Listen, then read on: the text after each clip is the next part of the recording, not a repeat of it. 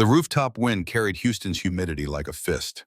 Marcus Webb stood 15 feet from a man engineered to kill his chest wound, seeping through tactical fiber that cost more than his first car.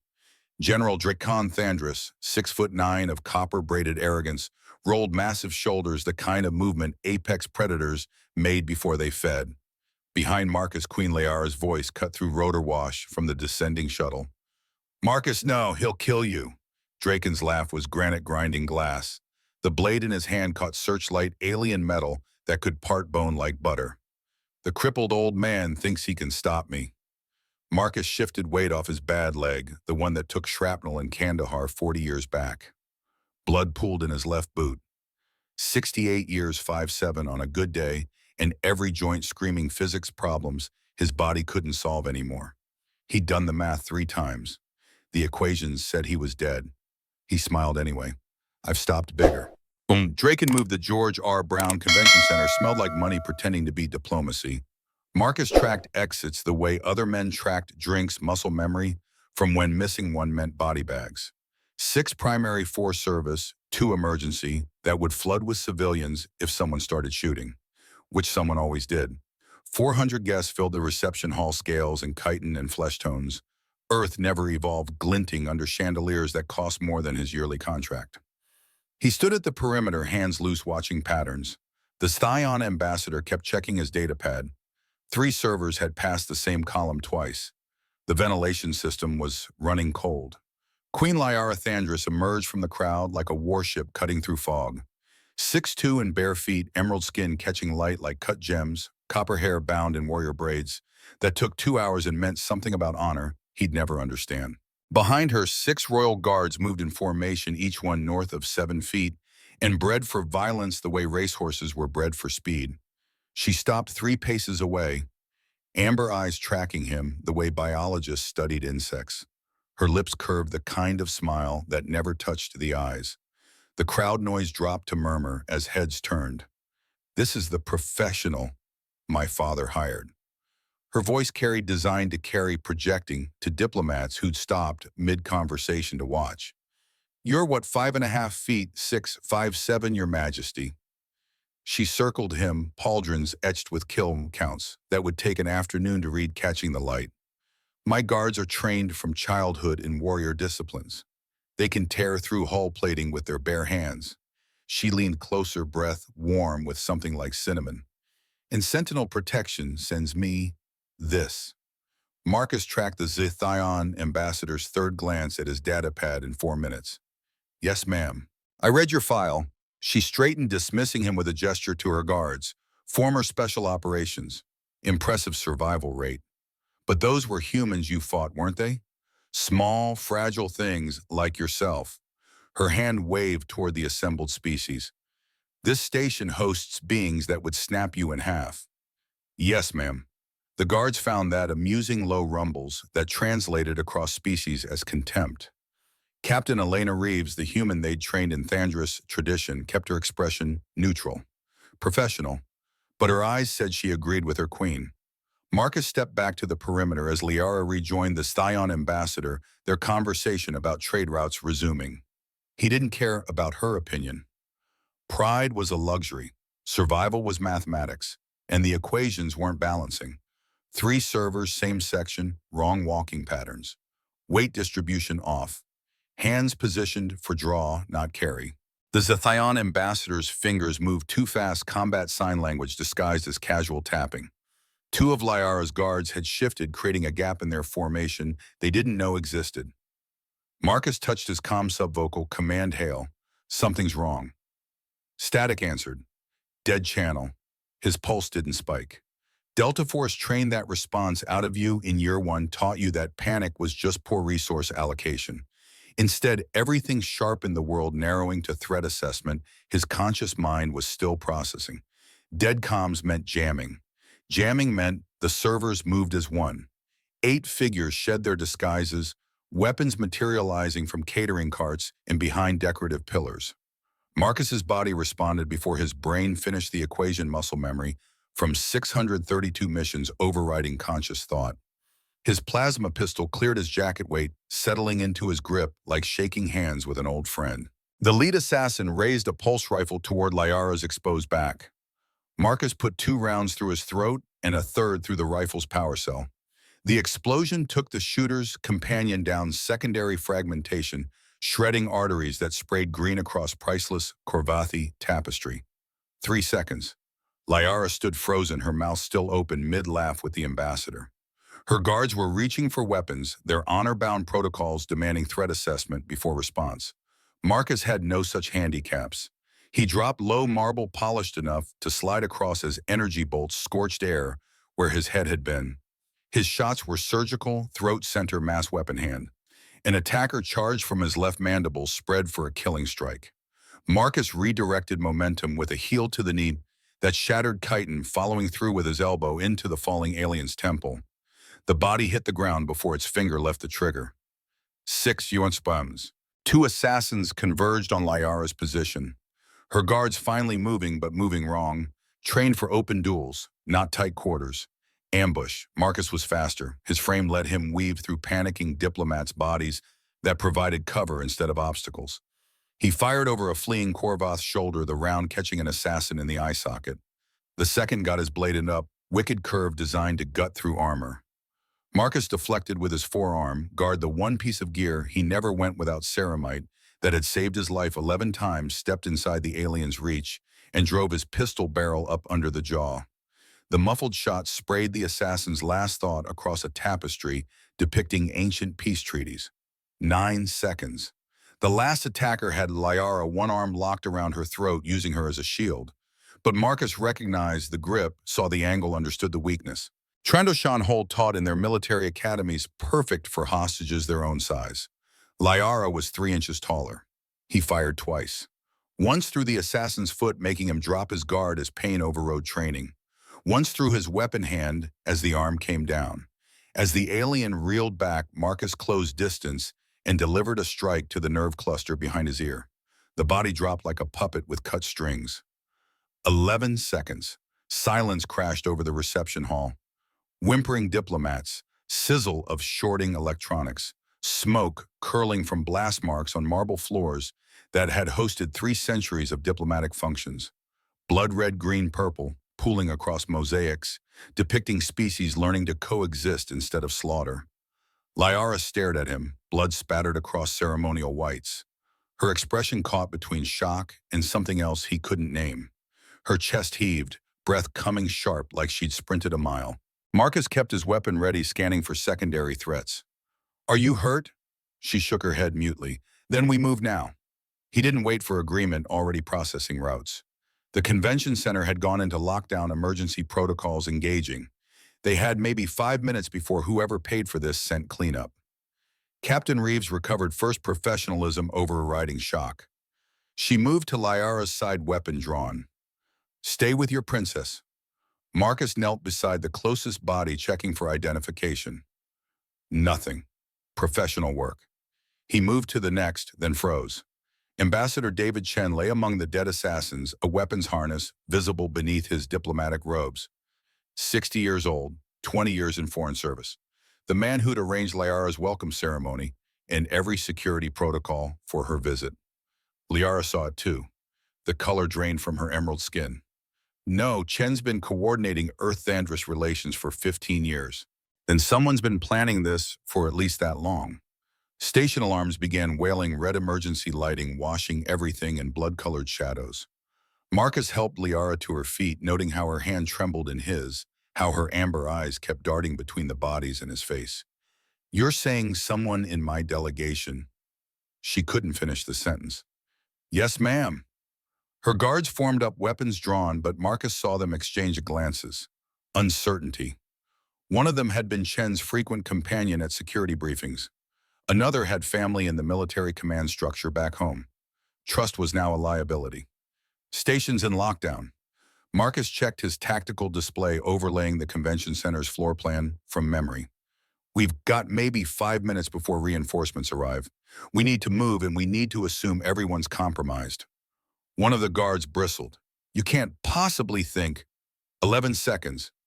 Marcus met his eyes, his voice flat as surgical steel. "Elite attackers dead in 11 seconds while you were still processing what was happening. So yes, I can think a lot of things. Right now, I'm thinking that size, strength, and tradition mean nothing if you're dead. He turned to Liara. We move now, Your Majesty. For the first time since he'd met her, Liara Velkarin had nothing to say. She simply nodded and let him lead her into the smoke. The maintenance corridors beneath downtown Houston smelled like recycled air and decades of deferred maintenance. Marcus led them down a ladder that forced Liara to duck her armor, scraping against walls designed for maintenance workers, not alien warriors. Behind them, voices echoed through ventilation shafts, heavy boots on metal grating. Pursuit. This is beneath the dignity of the Velkarin house. One of her guards, Lieutenant Kale Young, and Idealistic, protested as they descended into darkness. Marcus didn't slow. Your princess being dead is also beneath her dignity.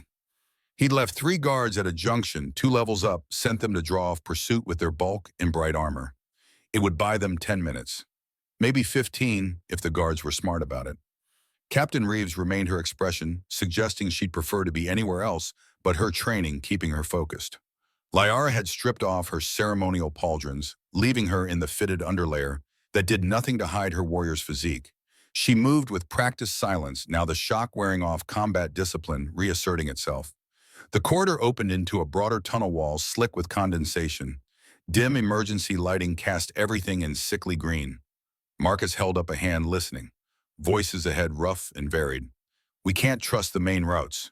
He pulled up a map on his tactical display, years of working Houston's underbelly, showing him paths that weren't on official schematics. Anyone with credits can buy eyes down here.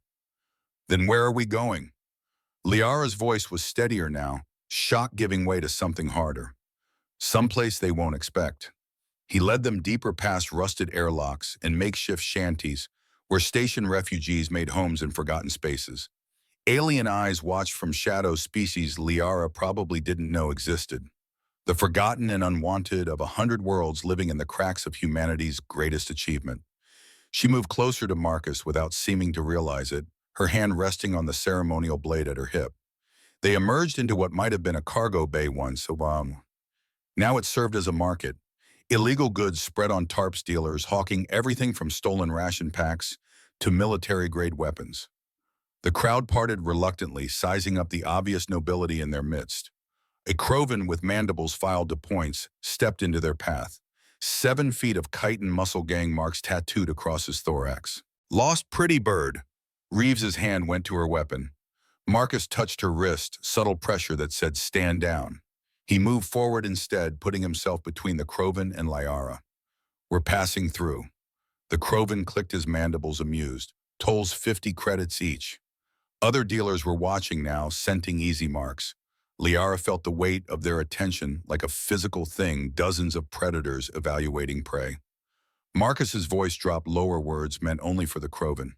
You've got a scar on your left thorax plate. Second segment. Plasma burn military grade. You've done time in a real war, which means you understand consequences. The Krovan's amusement faded. Think about the bodies I'd have to make to walk through here. Think about the cost of cleaning them up. Think about how long station security would let you operate after that kind of attention. Marcus didn't blink.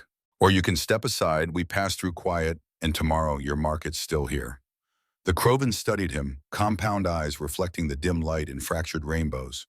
Then he laughed a chittering sound, like breaking glass, and stepped aside. No toll, little warrior. You remind me of someone who almost killed me once. They moved through the market unmolested. Liara waited until they had entered another corridor before speaking. What did you say to him? Reminded him that violence has overhead costs. He had 20 kilos on you. Yes, ma'am. You weren't afraid. Fear's expensive. Can't afford it on government contracts. She studied him as they walked, really looked at him for the first time. The way he moved through these spaces like water, adapting to every surface and threat. How other species watched him not with contempt, but calculation, recognizing something in his eyes that transcended size. The economy of his motion, never wasting energy, every gesture purposeful. An alarm shrieked. Reeves spun weapon coming up as figures poured from a side passage. Station enforcers, but their uniforms were wrong. Colors slightly off. Insignia missing regulation details. Bought and paid for. Marcus snapped go. He dropped the first two with shots that seemed to come from nowhere, his body moving before Liara registered the threat. Reeves engaged her traditional forms, powerful but broad, designed for honored duels in open spaces. Here, in tight corridors, she was hampered. Marcus was not. He used everything. The walls became leverage for kicks that came from unexpected angles. A fire suppression pipe became a swinging point, letting him drop onto an enforcer's shoulders and ride him down into his companions. When a massive Thoron swung shock baton, Marcus ducked under, grabbed a discarded crowbar, and jammed it into the electrical panel beside them. The explosion of sparks blinded their attackers, and he moved through the confusion like smoke. Every strike precise, every movement flowing into the next. Liara tried to help, but found herself constantly a step behind his rhythm. By the time she'd identified a target, he'd already neutralized it and moved to the next. It wasn't that she was slow. Her training had been intensive, brutal, the best her culture could provide. But his combat was something else entirely. Not stronger, not faster in raw terms. Just 3 moves ahead, turning every disadvantage into opportunity. "Move," Marcus barked, and she did, letting him guide her past the bodies. They ran. Reeves was breathing hard, an armor scorched from a near miss. Liara felt her own heart hammering against her ribs, adrenaline making everything sharp and terrible. Behind them, reinforcements were coming, drawn by the sounds of combat. Marcus pulled them into a narrow gap between bulkheads barely wide enough for Liara's shoulders. They pressed into darkness, his body against hers in the confined space. His breath controlled, while hers came in gasps. She could feel his heartbeat steady despite the violence they just survived. Minutes passed, boots thundered by their hiding spot, voices shouting coordinates. Slowly the sounds faded. Liara's whisper was barely audible. "You're bleeding." She'd noticed the dark stains spreading across his jacket. He glanced down, seeming surprised. "Caught a blade. Shallow." "Let me see." "We need to keep moving." Something in her tone made him comply. They moved to a slightly wider space, emergency lighting, casting them in red shadows. She helped him out of his jacket, her hands gentle despite their size. The wound across his ribs was clean, but deep still, seeping blood. Liara opened a medical kit from Reeves's pack, her training taking over. She worked in silence, cleaning and sealing the wound with practiced efficiency. Her fingers, so deadly in combat, moved with surprising delicacy against his skin. He didn't flinch, just watched her face. She was suddenly aware of how close they were, how her hands lingered against his ribs longer than necessary. "You took this protecting me." "Part of the contract. On my world, a warrior who sheds blood for another has earned their respect." She met his eyes, found them gray as smoke, saw nothing of the arrogance her people wore like armor. Just competence, purpose, a kind of strength that had nothing to do with size. "Why do humans fight the way you do?" The question came out quieter than she intended. "All adaptation and misdirection. On Velcara, we're taught that true strength is direct, honorable." Marcus was quiet for a moment, letting her finish the bandaging. "On Earth, we learned early that the biggest predator usually wins. So we got clever instead. Used tools, changed tactics, survived long enough to evolve thumbs and attitude. And that makes you deadly. That makes us adaptable. Deadly's just a side effect." Reeves interrupted her, voice tense. "I have contact with command. They've arranged extraction at Johnson Space Center, but we need to move in the next hour." "Can we trust command?" Liara asked. The question that would have been unthinkable 6 hours ago. Reeves's silence was answer enough. Marcus stood, shrugging back into his jacket. "Doesn't matter. We need off this station, and that means taking risks. But we go careful, and we go smart." He pulled up a holographic map, fingers tracing routes through the station's infrastructure. Liara watched his mind work, seeing strategy unfold in real time. He was teaching her something without meaning to that strength, without thought, was just violence. That true combat was chess played at terminal velocity. "There." He marked a path 3 levels up through the industrial sector.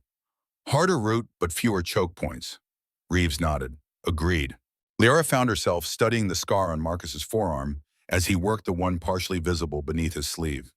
Plasma burn she'd noticed earlier. Old model Thandris military issue, the kind her father's honor guard carried 15 years ago. Her fingers traced the mark before she realized what she was doing. That's a Thandris burn. Marcus's hand stilled on the hologram. Old model. Military issue. Her voice was barely above a whisper. Where did you get this? For a long moment, he didn't answer. Then rescue operation, 15 years back. Delta Force extracted some diplomats from an insurgent compound outside Kandahar. Things got complicated. Liara's breath caught. She pulled up her own datapad, fingers shaking as she accessed archives she hadn't reviewed in years. The file was there, the one her father had kept in his personal records. Holographic images flickered to life. A younger Marcus, 20 pounds heavier, less gray, carrying a wounded Thandris official through a firefight. 3 other humans providing cover. Insurgents falling back under precise coordinated fire. Another image, King Theron himself, her father, gripping Marcus's hand in the traditional warrior's grasp. Blood on both their faces. The king's expression, respect, gratitude, something deeper. The last image was a hologram her father had recorded, shown to her when she was 19. His voice echoed from the recording. This human medic, this small warrior named Marcus Webb, saved my life and the lives of 12 others. He carried me half a mile through enemy fire when his own people said to leave me. One day, daughter, I will repay this debt. Remember his name. Liara looked up from the recording, met Marcus's eyes. You're the medic who saved my father. Part of the mission parameters. He spoke of you until the day he died. Her hand was still on his forearm, fingertips against the scar. The small human with the giant heart, he called you. He said you showed him that courage had nothing to do with size. Marcus's jaw tightened. Your father was a good man. I'm sorry for your loss. You saved his life 15 years ago. Liara's voice was thick with emotion she couldn't name. And now you're saving mine. We need to keep moving. But he didn't pull away from her touch. Reeves cleared her throat. Your Majesty, we're wasting time. Liara released Marcus's arm, but something had shifted between them. She saw him differently now, not as her father's hired protection, but as the man who'd given her 15 more years with the king. The man who'd asked for nothing in return. They moved out through the industrial sector, the sound of massive fabricators providing cover. Marcus led them across a maintenance catwalk suspended 40 feet above factory floor automated systems, assembling ship components below. Liara moved beside him now, not behind her presence, a solid warmth at his shoulder. 3 more levels. Marcus checked his tactical display. Then we hit the commercial ring. That's where it gets complicated. More complicated than being hunted through a space station. There was something almost like humor in Liara's voice. Crowds, witnesses, they'll either force your people to back off or make them desperate enough to ignore collateral damage. You've done this before. Not with a queen who's worth more alive than dead to half the people chasing us. She touched his arm again, brief contact that somehow said everything. They'd crossed a line in that abandoned corridor, shifted from protector and protected to something else entirely. Partners. An alarm shrieked. Emergency lights flooded the sector in crimson. They've tagged us. Reeves's voice was tight. Ahead, the catwalk terminated at a security checkpoint. 2 guards in station armor, weapons already rising. Behind them, Marcus heard the clatter of boots on metal, trapped between 2 forces suspended over a killing drop. Liara, can you make that jump? He pointed to an adjacent catwalk 20 feet away across empty air. She gauged the distance, nodded once. Reeves, the captain, shook her head. I'll hold here. Buy you time. Reeves, no. Liara started forward. It's been an honor, Your Majesty. Reeves turned to face the pursuit, her weapon singing. Go. Complete the mission. Make my stand mean something. Marcus grabbed Liara's hand and ran. Behind them, plasma fire lit the darkness, Reeves's defiant roar echoing over the machinery. They hit the edge and jumped together, bodies arcing through empty air. For a heartbeat, gravity had them pulling them down toward the factory floor 40 feet below, toward machinery that would mulch them into component atoms. Then they slammed into the opposite catwalk, metal groaning under the impact. Liara looked back, once saw Reeves fall, and something in her face went cold and hard. Keep moving. Marcus's voice was not unkind. Honor her sacrifice. They descended through a cargo lift shaft using emergency ladders that weren't designed for speed.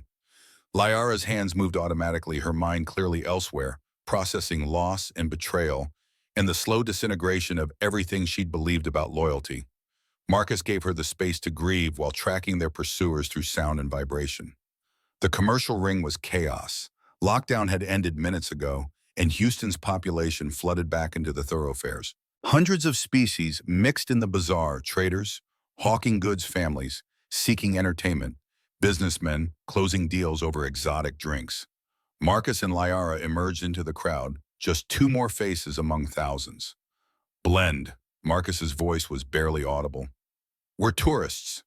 Liara draped a stolen shawl over her armor, letting it hide the obvious military bearing.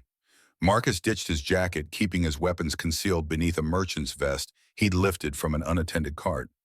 They moved through the press of bodies, his hand finding hers in the chaos. To anyone watching, they were just another couple navigating the market. There, Liara murmured, eyes tracking movement at 3 o'clock. Four of her former royal guards pushed through the crowd, scanning faces. They hadn't spotted them yet, but it was only a matter of time. The lead guard, a massive male named Torin, who taught her blade work as a child, barked orders into his comm. They think they're rescuing you. Marcus observed the formation, already processing angles. I know. Liara's grip on his hand tightened. We could try to explain. They won't listen. Whoever's behind this will have told them you were kidnapped, compromised. Your word against his. Then what do we do? Marcus changed direction, heading toward a more isolated corridor. We give them what they want, but on our terms. He found a shipping depot half empty at this hour with good sight lines and multiple exits. The guards entered cautiously, weapons drawn. Torin's voice carried across the space.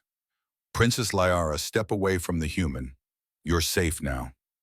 Liara stepped forward instead, placing herself between Marcus and the guards. I am safe, Torin. This man has kept me alive while someone tried to have me killed. Your Majesty, we have evidence. Messages between you and separatist groups. Plans to betray the homeworld. Torin's eyes flicked between them, confusion warring with duty. Fabricated. Liara's voice carried command now, every inch the queen despite the blood on her clothes. Stand down. Then come with us. We'll sort this out properly through official channels. Those channels end with me in a cell while the real traitor controls the narrative. She stepped closer. I'm asking you, Torin, as your princess. Trust me. Torin's weapon rose. I'm sorry, Highness, but my orders are clear. What happened next took 3 seconds. Liara moved first, her blade clearing its sheath as she closed distance. Torin blocked their weapons ringing. The other guards spread out, trying to flank. Marcus dropped the first with a shot to the knee, non-lethal but decisive. The second swung at him with a shock baton. He ducked under, used the guard's momentum to send him crashing into a cargo container. Liara and Torin fought like they'd trained together because they had. He knew her forms anticipated her strikes, but she'd learned new things watching Marcus adapt and overcome. Where Torin expected a high strike, she swept low. Where he prepared for power, she used precision. A third guard came at Marcus from behind. He spun, caught the arm, used a joint lock that dropped the alien to his knees. A strike to the nerve cluster at the base of the skull, and the guard went limp. Liara disarmed Torin with a move Marcus recognized, one of his own techniques adapted for her reach and power. Torin's weapon clattered across the floor. She held her blade to his throat, not quite touching. I loved you like a brother, Torin. Don't make me kill you. Torin's voice was thick with emotion. The general will come for you. This ends with you dead or returned to him. Then let him come. She lowered her blade, stepped back. But you walk away. All of you. Tell Draken I'm done running. Torin gathered his wounded guards, his expression unreadable. At the exit, he paused. You've changed, princess. I've woken up. They left. Marcus and Liara stood in the silence that followed, adrenaline slowly fading. She was trembling now, the weight of confronting her own people finally hitting. Reeves is dead. I just fought guards I've known since childhood, and my own blood is here hunting me personally. She looked at him, eyes bright with unshed tears. Tell me this ends. It ends when we get you to Johnson Space Center. Marcus checked his chronometer. 15 minutes to our extraction window. After that, the ship leaves whether we're on it or not. And Draken is between us and that dock. Marcus reloaded, his pistol movements automatic. So we go through him too. She kissed him, then hard and quick, tasting of desperation and determination. When they broke apart, when this is over, he interrupted. When this is over, you tell me what you want. But right now, we survive. Together. They moved toward the docking ring toward extraction and freedom or death. Behind them, Torn was already reporting to General Draken, setting the pieces for the final confrontation. Ahead, Johnson Space Center waited along with a diplomatic shuttle and the slim chance of escape. Liara didn't know which she'd find, but with Marcus beside her, she was ready for either. Johnson Space Center sprawled across Clear Lake like a monument to ambition, its research facilities and launch pads testament to humanity's refusal to accept gravity as fate. Marcus and Liara approached from the south through industrial wasteland refineries, burning off excess gas in perpetual flame, the kind of landscape where people disappeared and nobody asked questions. 8 miles, 43 minutes at their current pace. The extraction window closed in 57. Marcus moved with the limp he'd been hiding the wound in his ribs, pulling with every breath. Lara noticed but said nothing, just adjusted her pace to match his, the Queen learning to move like a ghost through terrain that would kill her people's honor-bound formation tactics. He taught as they walked, voice-low instructions flowing between breaths. Keep your profile small. Use shadows, not cover shadows. Don't show muzzle flash. When you move, move decisive. Hesitation gets you killed faster than mistakes. She absorbed everything, warrior instinct, recognizing truth when she heard it. The refinery maze gave them concealment, but Liara kept glancing at him, questions building behind amber eyes. Finally, you said you've lost people. Tell me about the ones you couldn't save. Marcus was quiet for 30 paces. Then Afghanistan, 2089. My unit got ambushed in a valley that intelligence swore was clear. 8 of us went in, 3 came out. The memory flickered across his mind, visceral as yesterday. Corporal Chen, no relation to the ambassador, taking rounds across his chest, blood foaming between his teeth as his lungs filled. Private Davidson screaming for his mother in a language Marcus didn't speak but understood perfectly. Sergeant Rodriguez, who taught Marcus every dirty trick that kept him alive, bleeding out from a severed femoral, while Marcus tried to hold pressure on 3 wounds at once with only 2 hands. I had to choose. His voice was flat, surgical. 3 wounded 30 seconds before the position got overrun. I could carry 1, maybe drag another. The mathematics said I couldn't save them all. Liara's hand found his arm, gentle pressure. So what did you do? Carried the 1 I could save, dragged another, applied tourniquets to the 3rd and prayed. He met her eyes. 2 of them made it. Rodriguez didn't. He knew the math too. Told me to go save the ones I could. He held that position alone for 3 minutes so we could extract. Killed 11 insurgents before they brought him down. You carry them all. Not a question. Every day. She was quiet for a moment then. My father taught me that the dead guide us, that their sacrifice gives us strength but also responsibility. We honor them by living worthy of their deaths. Marcus nodded, something loosening in his chest. She understood. Not the tactics or the violence, but the weight of command, the mathematics of acceptable loss. They emerged from the refinery complex onto a service road, NASA's white buildings visible 3 miles ahead. Marcus checked his tactical display, overlaying known security positions. 2 checkpoints they'd need to bypass, assuming standard protocol. If Draken had bought off station security, those protocols meant nothing. His comm crackled. Elena's voice ghost static through jamming. Hail, contact, command, extraction, 47, hostiles. The signal died. Marcus grabbed Liara's arm, pulling her into cover behind a burned-out transport. We're compromised. Movement ahead. 12 figures in tactical gear emerged from NASA's perimeter, moving with military precision. Not Draken's mercenaries. These were professionals. Liara recognized the lead figure. That's Commander Thrawn, my second guard captain, after Reeves. Thrawn was 40 years of Thandris military breeding, decorated 3 times for valor, Elena's closest friend in the Royal Guard. He moved with the confidence of someone who'd never lost a fight. Marcus studied weapons processed angles. 12 guards, open ground. No cover between here and NASA's fence line. The solutions weren't pretty. We can talk to them, Liara started. Look at their formation. She did, seeing what Marcus saw. Attack pattern not escort, weapons hot, safeties off. They weren't here to rescue. Thrawn's voice carried across the distance. Your Majesty, step away from the human. This ends now. Liara stood Marcus rising beside her. Thrain, listen to me. General Draken orchestrated the assassination attempt. He killed my father. He's trying to start a coup. We have evidence of your communications with separatist groups. Thrawn's weapon stayed level. The general showed us everything. Messages planning to dissolve the military cell border territories weakened Thandris to the point of extinction. Fabricated. Liara's voice was steel. Draken is the traitor. Then come with us. Face the council. Let them decide. Marcus's hand rested on his weapon. That's not an extraction offer. That's an arrest. Thrawn's eyes finally focused on him, really seeing him for the first time. The human bodyguard who's been leading our queen through sewers, teaching her to fight like a coward. Step away from her. This is your only warning. Marcus didn't move. 3 things happened simultaneously. Thrawn gave a hand signal. 4 guards raised weapons. Marcus shoved Liara sideways as plasma bolts tore through the space she'd occupied. They rolled behind the transport as fire raked their position. Marcus returned shots, precise bursts targeting weapon hands and knees. Non-lethal. Liara's people, even corrupted, deserve that much. But Liara was moving rage-overwhelming tactics. She vaulted the transport blade, singing free closing on Thrawn with the kind of speed that came from betrayal given physical form. Thrawn met her his own blade, catching hers mid-strike. They'd trained together for 15 years.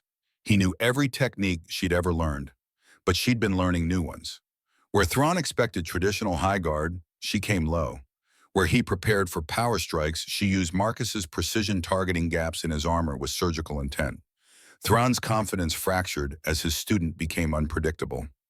Marcus engaged the other guards, his smaller frame, an advantage in close quarters. He used the transport for cover, popping out at unexpected angles, forcing them to adjust constantly.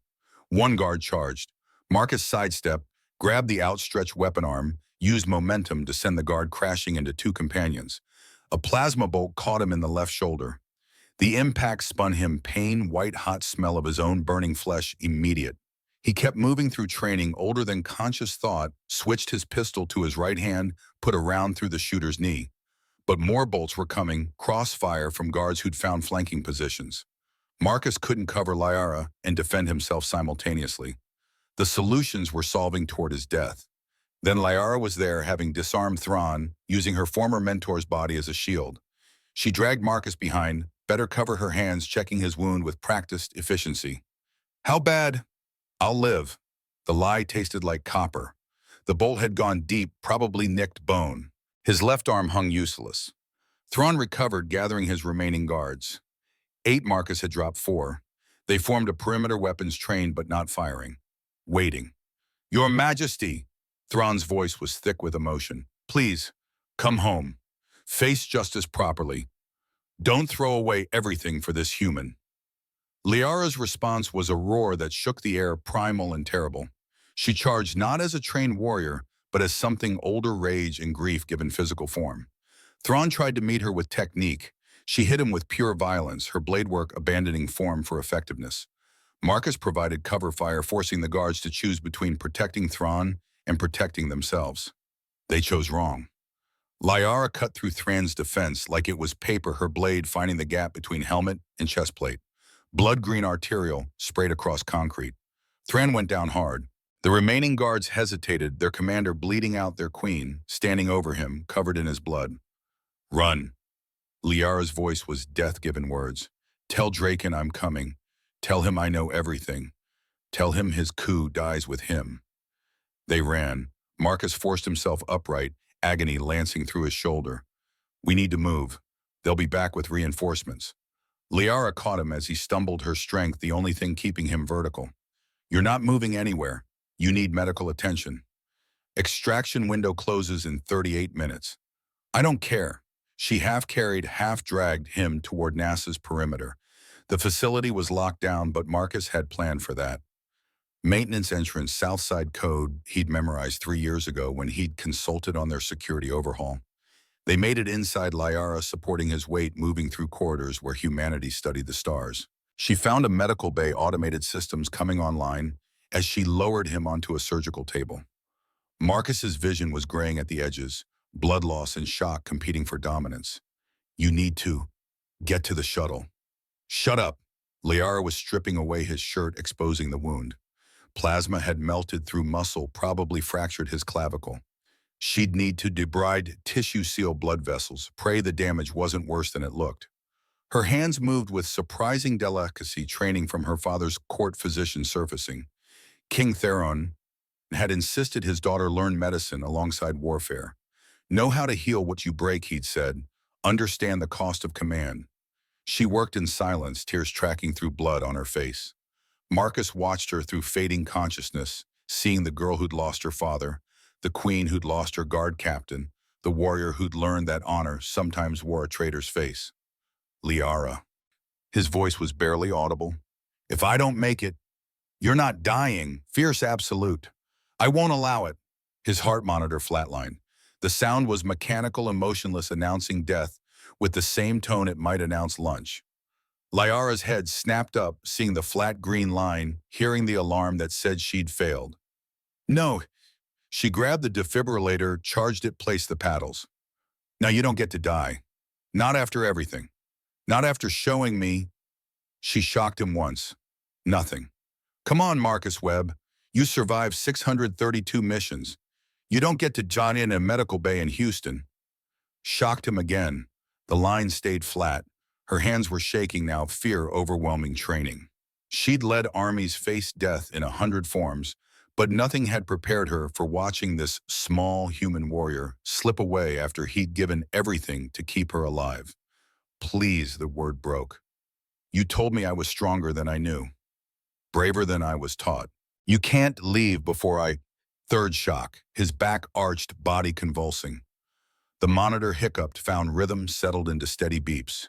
Marcus gasped, consciousness flooding back, painful and bright. His first words, status. Liara laughed and sobbed, simultaneously collapsing against his chest, careful of his wounds. You died. 40 seconds. You did. Felt longer. He tried to sit up, failed. We need to... Don't. She raised her head, amber eyes meeting his gray ones.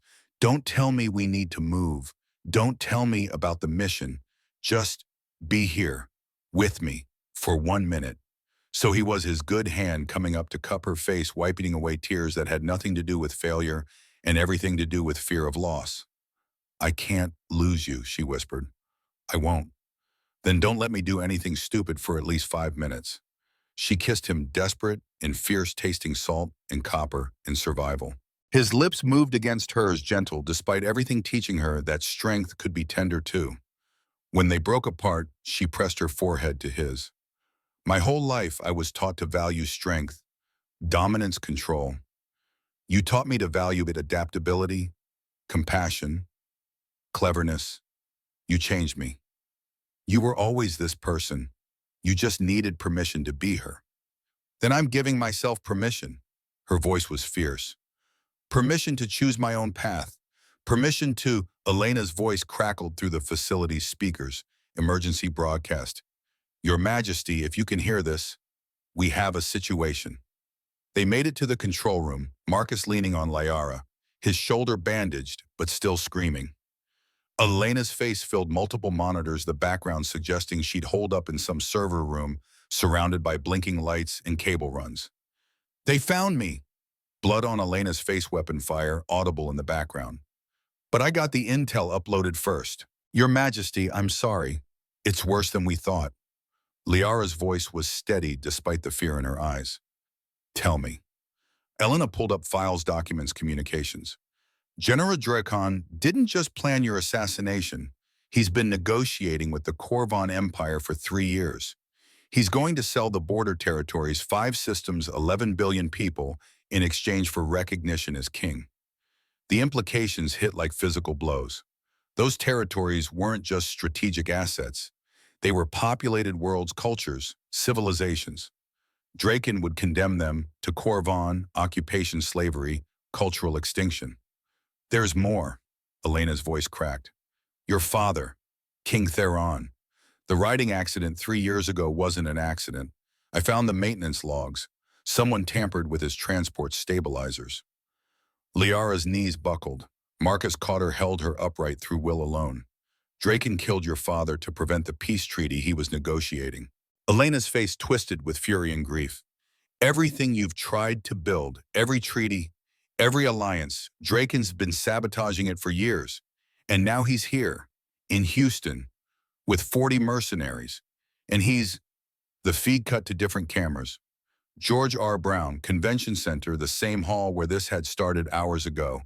But now it held 200 people, diplomats, staff, civilians, who'd been at the reception on their knees surrounded by armed mercenaries. Draken stood on the stage, immaculate in military dress uniform, looking every inch the warrior king he wanted to become. When he spoke, his voice was amplified, broadcasting across every frequency. Cousin Lyara, I know you're watching, so is the rest of the galaxy. He gestured to the hostages. You have 2 hours to surrender yourself to my custody.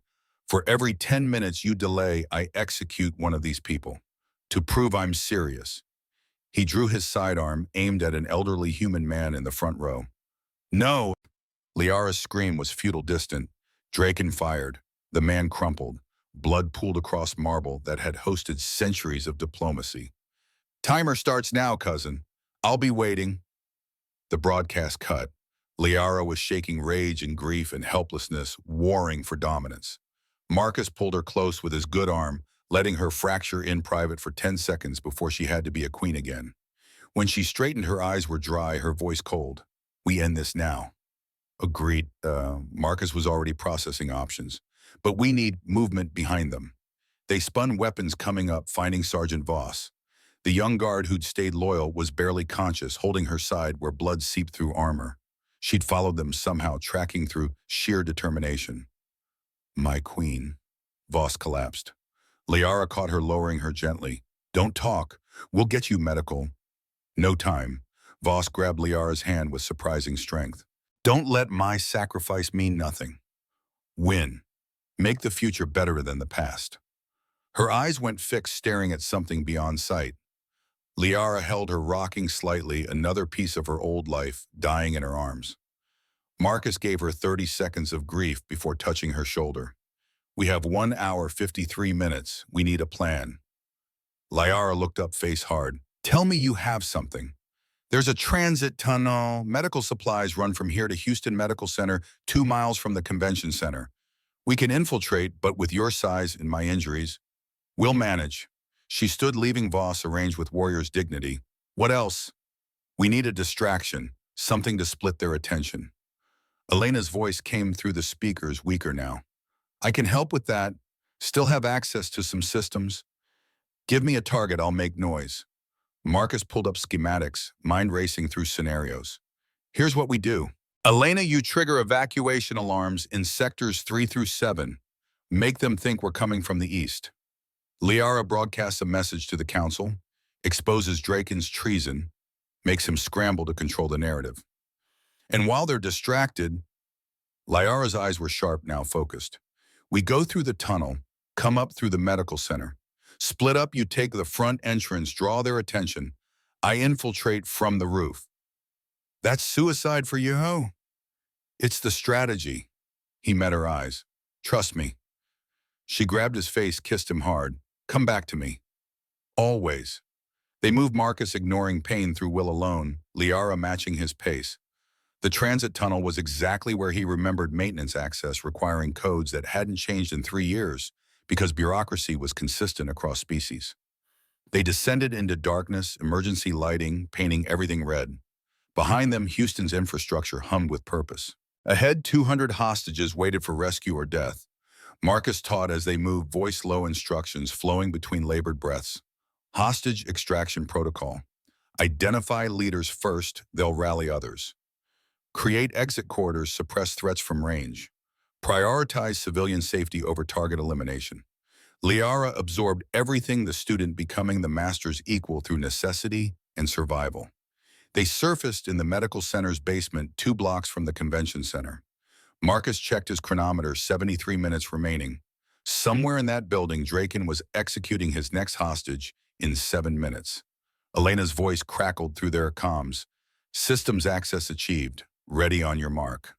Liara recorded her message broadcasting to every Thandris channel, every diplomatic frequency, laying out Draken's treason with evidence Elena had compiled, showing the coup, the Corvon deal, her father's murder, making everything public, forcing the council to act.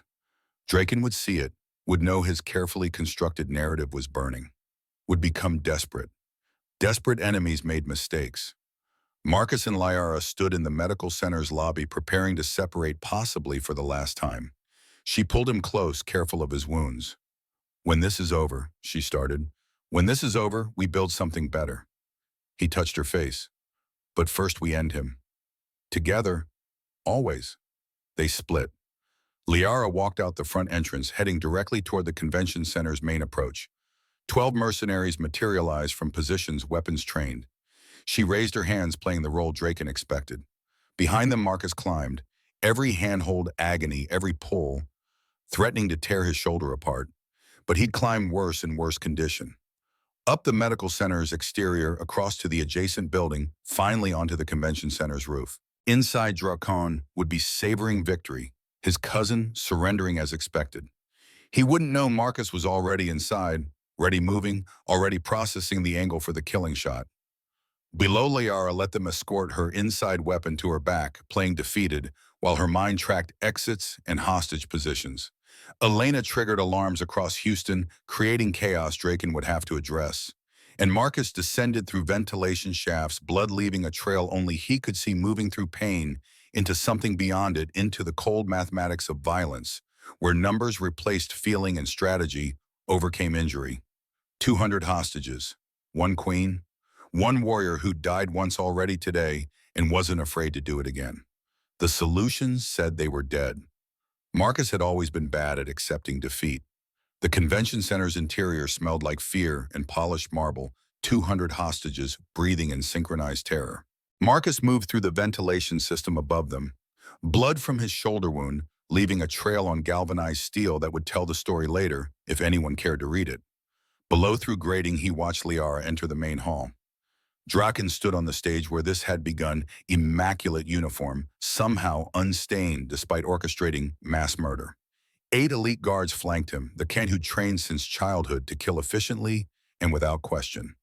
The hostages, diplomats, staff civilians who'd attended a reception celebrating peace, sat in rows on the floor, hands zip-tied, eyes wide, some crying, others beyond tears into the hollow acceptance that came before death.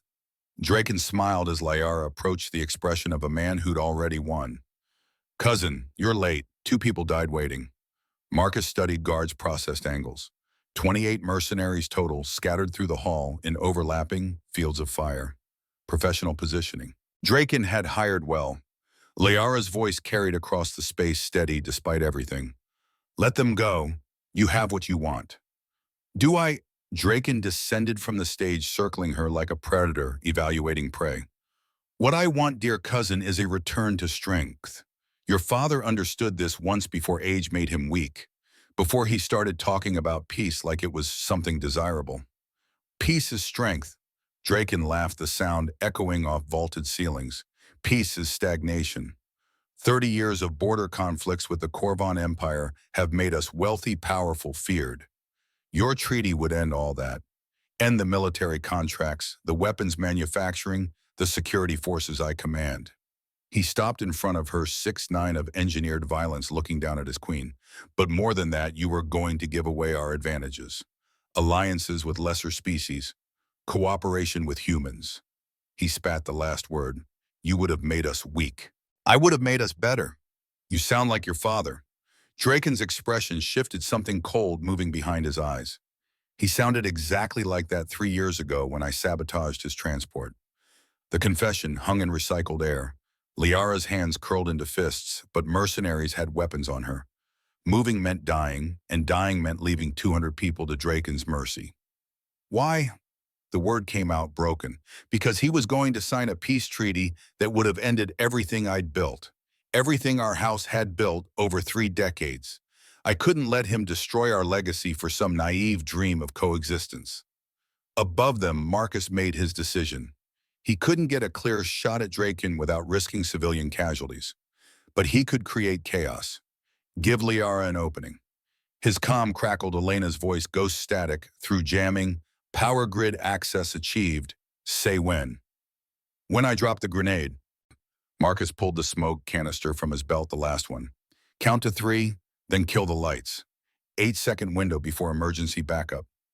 Understood. Marcus aligned himself above the stage directly over Draken's position. This would hurt, probably reopen his shoulder completely. Might kill him if he landed wrong. The mathematics said it was worth it. Below, Draken continued his villain's monologue. After I kill you today, I'll take the throne. Tell the council you died heroically defending Earth from terrorists. I'll sign the Corvon Treaty, sell the border territories for recognition as king, and become the richest, most powerful ruler in Thandris history. The council will never accept that. The council will accept what I tell them to accept.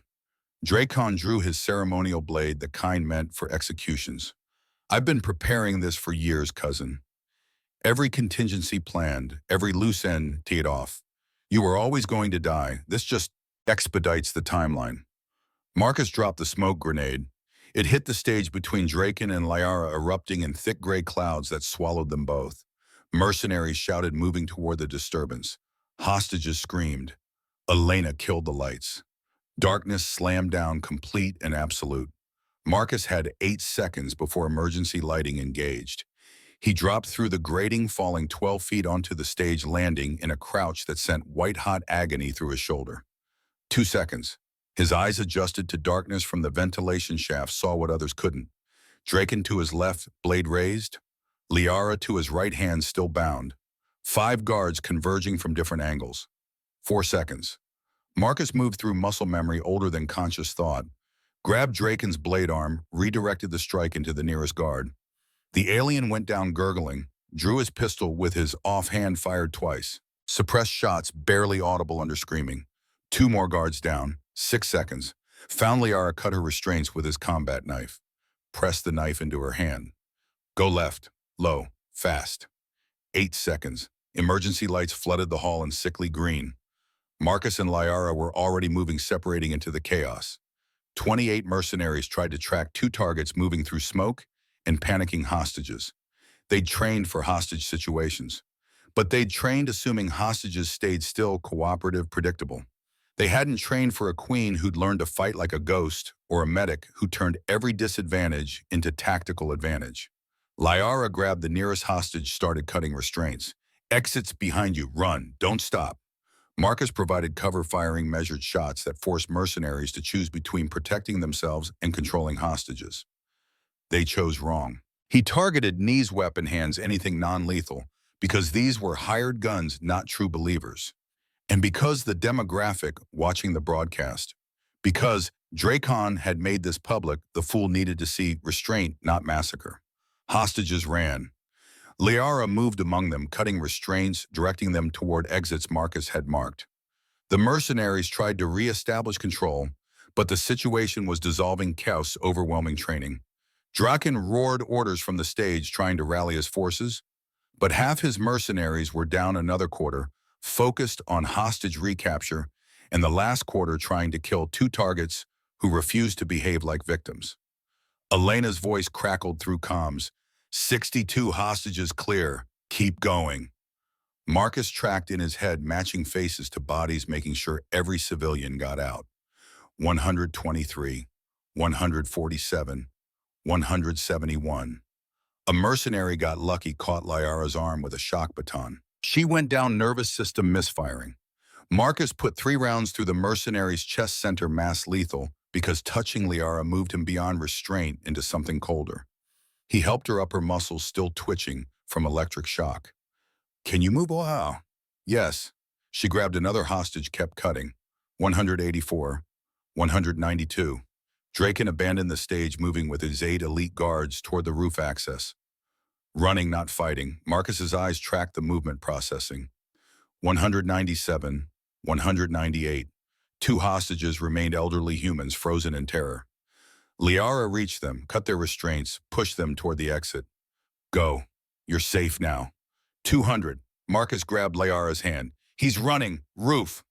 They sprinted through corridors Marcus had memorized, taking stairs 3 at a time despite his shoulder screaming.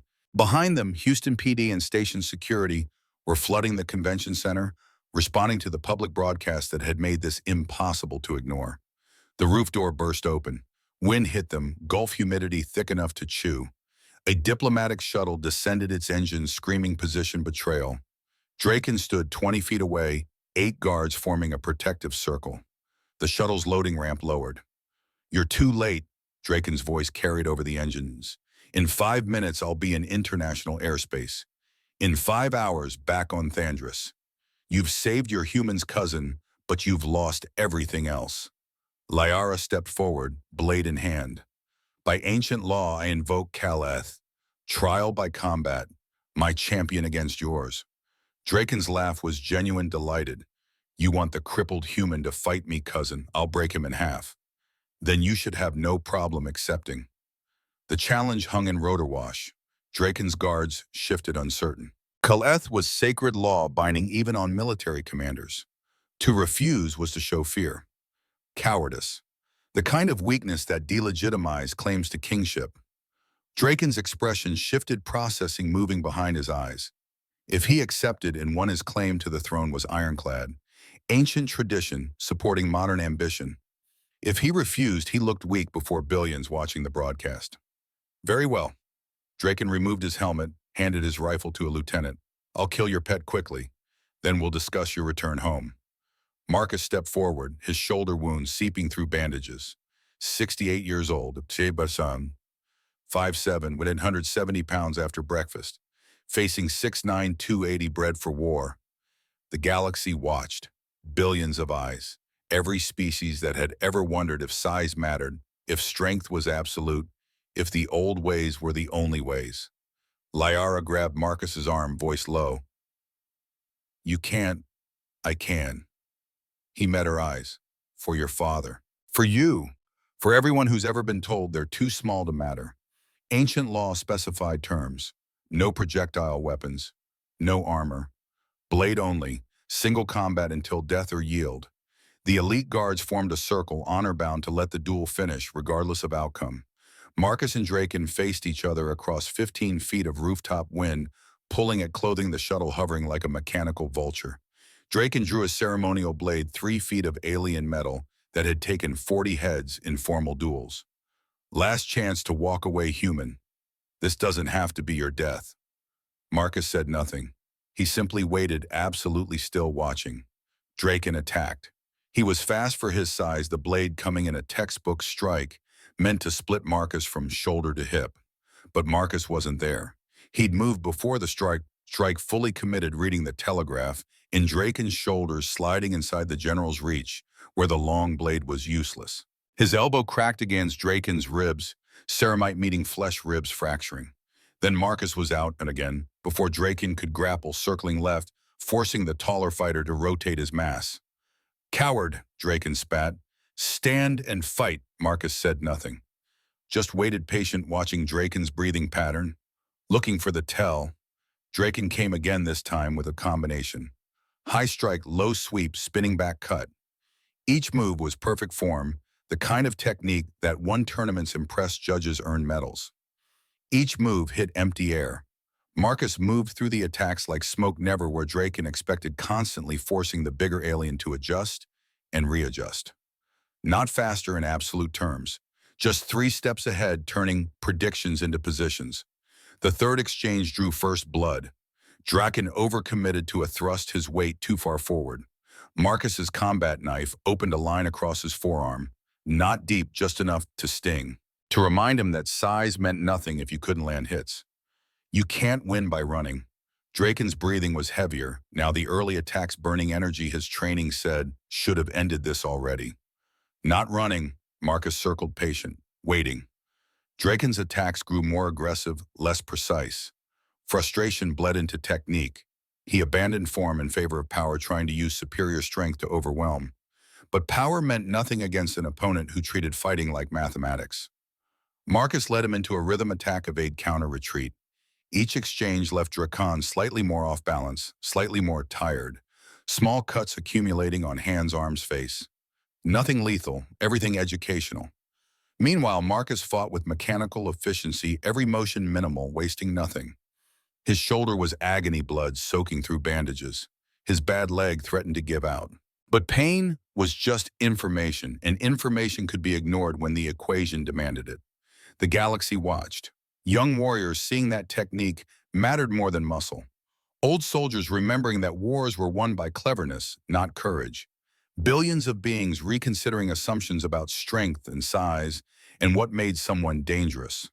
Liara watched too, understanding dawning.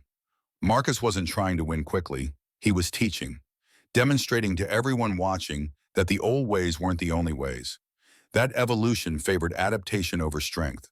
That her father had been right about everything. 8 minutes into the duel, Draken made his fatal mistake. He committed fully to an overhead strike, putting all his strength behind it, the kind of blow that would cleave Marcus in half if it connected.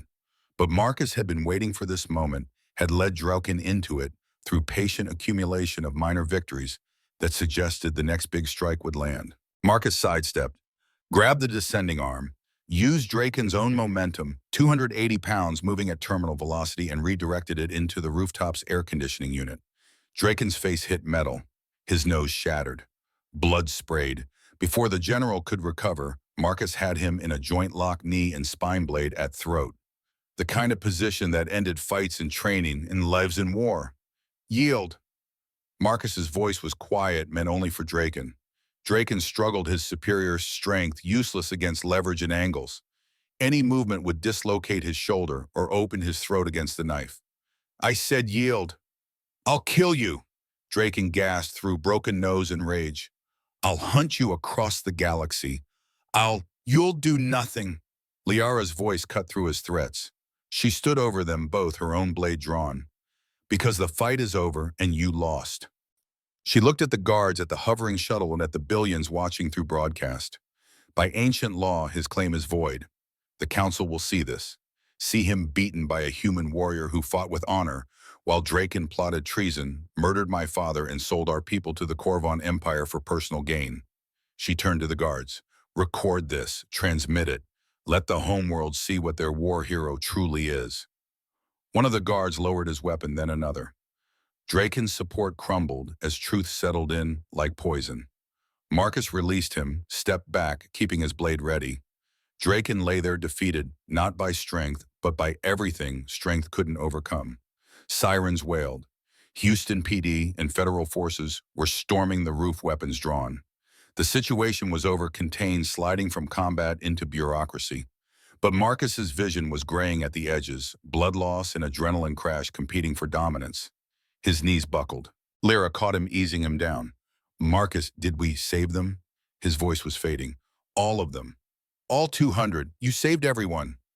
Good. That's good. He lost consciousness, the world fading to black around Liara's face. Her voice calling his name, hands pressing against his shoulder, trying to stop bleeding that had been happening too long. Paramedics swarmed, equipment, voices shouting medical terminology. Liara refused to let go, riding with him in the ambulance, holding his hand while EMTs worked with desperate efficiency. One of them tried to make her give them space. She turned eyes on him that had watched her father die, her guards betray her cousin murder innocents. I'm not leaving him. The EMT wisely backed off. Houston Medical Center's emergency room was chaos, gunshot victims from the convention center mixing with normal trauma. Marcus went straight to surgery. Liara pacing outside like a caged predator, still covered in blood. Draken's Thrans. Marcus is her own. Elena appeared limping, bandaged, but alive. Your Majesty. They embraced two warriors who'd survived the unsurvivable. When they separated, Elena's expression was grim. The Council is demanding your immediate return to Thandris. They want explanations, trials, formal proceedings. Let them wait. Liara's voice was ice. I'm not leaving until I know he lives. Hours passed. The surgery took longer than anyone wanted, complications from blood loss and the plasma burn's depth. Twice doctors emerged to warn Liara they might lose him. Twice she told them failure wasn't acceptable. Finally, a surgeon approached, exhausted, scrubbed, stained. He's stable. The damage was extensive. We saved the arm, but he may never regain full function. Combat effectiveness is likely diminished permanently. Liara's laugh was broken glass. He doesn't need to fight anymore. He's done enough. You can see him now. Marcus lay in the hospital bed, machines monitoring vitals that had flatlined twice on the operating table.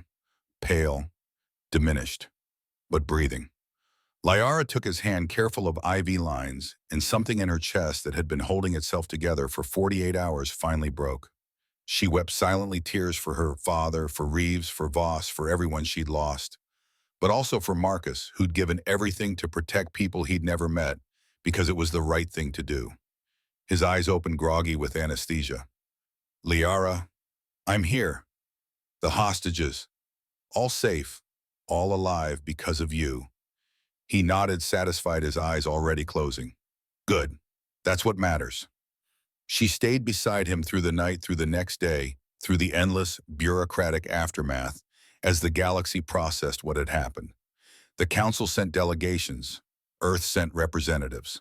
Every species that had attended the reception sent formal thanks for the humans and Thandris royalty who'd saved their people.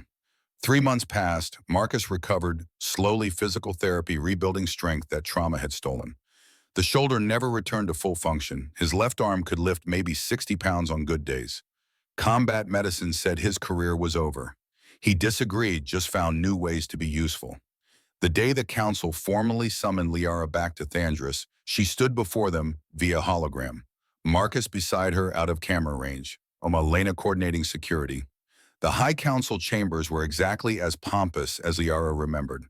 12 ancient Thandris, robed in tradition, looking down from elevated seats designed to make supplicants feel small. The chief counselor spoke, Queen Liara Thandris. The council has reviewed evidence of General Draken's treason, your father's murder, and the attempted coup. We find your actions justified and offer full reinstatement to the throne. I accept. Liara's voice was steady. On 3 conditions. The council rustled, not accustomed to negotiations. Name them. 1. The peace treaty with Earth proceeds immediately. 2. Draken's co-conspirators are prosecuted fully regardless of rank. 3. I rule from Earth. The council erupted in protest. Unprecedented, impossible. A Thandris monarch has never ruled from alien soil. Then let me set the precedent. Liara's voice cut through objections. I can do more good here, building bridges between our peoples, proving that cooperation makes us stronger, not weaker. I'll return for ceremonies, formal occasions, council sessions. But my primary residence will be Earth. The chief counselor was silent for long moments. Finally, the council reluctantly agrees. But you must maintain traditional duties, appear for state functions, demonstrate continued commitment to Thandris culture. Agreed. The hologram ended. Liara turned to Marcus, who'd been listening just out of sight. Well, 12. You just rewrote 3,000 years of tradition in 5 minutes. Your father would be proud. She crossed to him, stood close. The council won't be happy about us. You're the queen, you don't need their approval. I told them the same thing.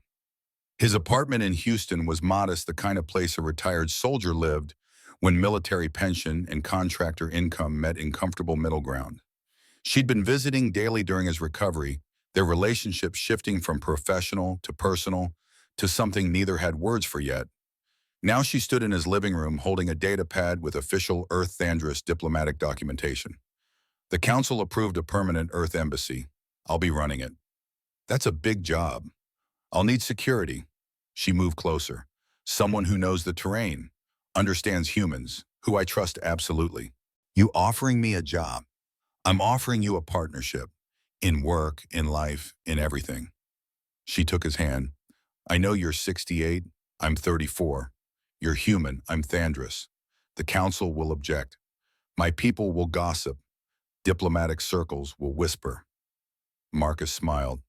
You're really selling this. What I'm saying is that I don't care about any of that. You showed me that strength isn't about size or power or who you're supposed to be. It's about choosing who you want to become and refusing to let anyone tell you it's impossible. She leaned down, pressed her forehead to his. So I'm choosing you, choosing us, choosing to build something better than what we were taught. Liara, I can't fight like I used to. My shoulder's compromised. My combat effectiveness is maybe 40% of what it was. Then we'll find new ways for you to be effective. She pulled back, showed him plans on her datapad. I'm establishing a security academy, Earth-Thandris joint training, teaching young recruits from both worlds that there's more than one way to be strong. Marcus looked at the schematics, understanding dawning. You want me to train them. I want you to teach them what you taught me, that tactics matter more than size, that experience beats youth, that protecting others is the highest form of strength. Her voice softened. My father believed that. He sent you to protect me, knowing you'd teach me more than just survival. 6 months later, the Thandris Earth Security Academy occupied a converted warehouse outside Houston, its training floor holding 30 young recruits. 20 humans, 10 Thandris ages ranging from 20 to 25. Every one of them had been told they were too small, too young, too different to succeed in military service. Marcus stood before them using a cane for the bad days, Elena beside him, handling administrative duties. Liara watched from the observation deck, seeing her father's vision made real. I'm Marcus Webb, his voice carried across the training floor. I'm 68 years old, I'm 5'7". I've survived 632 combat missions. My left shoulder has 40% function. My right knee needs replacing. I move slower than I did 40 years ago. The recruits watched, some confused about why this old damaged human was their instructor. I'm going to teach you that size doesn't matter, speed doesn't matter, youth doesn't matter. Marcus met each pair of eyes. What matters is, can you think 3 moves ahead? Can you turn every disadvantage into advantage? Can you protect those who can't protect themselves? A young human woman, maybe 22, raised her hand. Sir, they said you killed General Draken in single combat. How? Marcus smiled.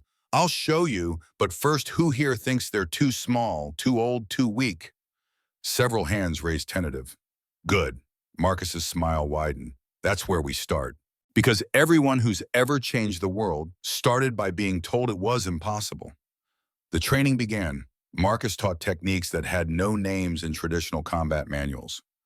Leverage, misdirection, environmental awareness, how to read an opponent 3 moves ahead, how to turn size from advantage to liability. The recruits struggled, failed, learned, some washed out.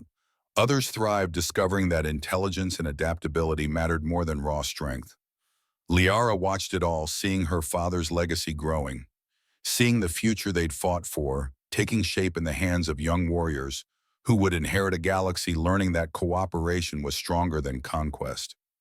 Evening found her and Marcus on a rooftop garden overlooking Houston's skyline, the kind of view that reminded you that humanity had reached for stars and actually touched them. The council isn't happy about us. Liara leaned against the railing. They sent another delegation suggesting I should find a more appropriate partner. What did you tell them? That I'm the queen and I don't need their approval to love who I choose. Marcus was quiet for a moment, then, you've never said that before, the love part. Haven't I? She turned to him. I thought it was obvious. You changed my world in 11 seconds, Marcus Webb. Showed me that everything I believed about strength was wrong. That the warrior who thinks is more dangerous than the warrior who's strong. That protecting others is more honorable than conquering them. She took his hand. My father saw that in you 15 years ago. That's why he sent you to protect me. Not because you were the biggest or fastest, but because you were the smartest, the most adaptable, the one who would teach me to be better than I was raised to be. Marcus pulled her close, her height meaning she had to lean down his arms, reaching up. Your father was a better judge of character than anyone gives him credit for. He was right about you, about us, about everything. Elena's voice interrupted through their comms. Your Majesty, we have a situation. They exchanged a look, the kind that said this was their life now. Constant crisis, endless negotiations, building peace one crisis at a time. Marcus grabbed his cane. Duty calls. Together, Liara helped him stand her strength, supporting his limitations. Always. They walked toward the elevator, toward whatever problem needed solving, toward the future they were building together. Below them, the academy training floor still held recruits practicing techniques that would reshape galactic combat doctrine. Behind them, Houston's skyline glittered with promise, humanity's reaching for stars, mirrored in one alien queen's choice to stay and build bridges instead of ruling from a throne. And somewhere in archived footage that would be studied for generations, an 11-second sequence played on repeat, A small human warrior dropping 8 assassins before they could kill a queen. The moment that changed everything. Because in the end, size didn't matter. Strength didn't matter. What mattered was choosing to protect others, choosing to build instead of destroy, choosing to believe that one person could make a difference. Marcus Webb had proven it 633 times, and the future would prove it 633,000 more.